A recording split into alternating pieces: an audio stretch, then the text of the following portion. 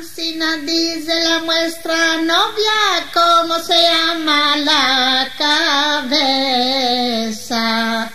Esto no se llama cabeza, sino campos de espaciar. A mis campos de espaciar, goza la novia con el novio. Ancina dice la muestra novia, ¿cómo se llaman los cabellos?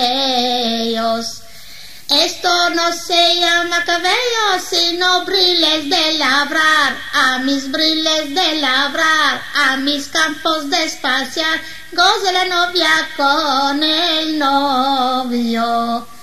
Ancina dice la muestra novia, ¿cómo se llama? Y la frente. Esto no se llama frente, sino espada reluciente. A mi espada reluciente, a mis briles de labrar, a mis campos de espaciar, goza la novia con el novio. Ancina dice la muestra novia, ¿cómo se llama? Y las sellas.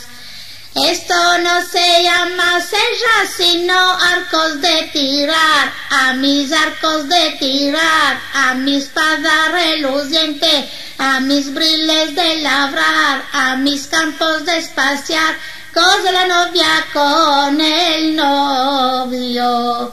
Ancina dice la muestra novia, ¿cómo se llama? Y los hoyos.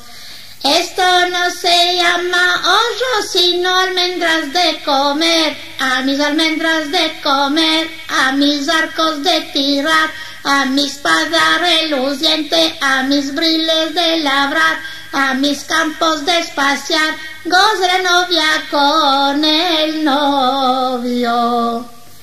Ancina dice la muestra novia, ¿cómo se llama? Y las caras.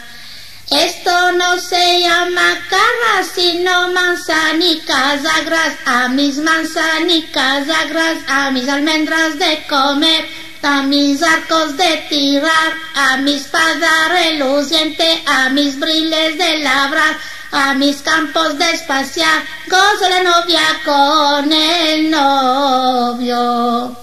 Ancina dice la muestra novia, ¿cómo se llama? Y la nariz. Esto no se llama nariz, sino pena de escribir. A mi pena de escribir, a mis manzanicas agras, a mis almendras de comer, a mis arcos de tirar, a mi espada reluciente, a mis briles de labrar, a mis campos de espaciar, goza la novia con el novio.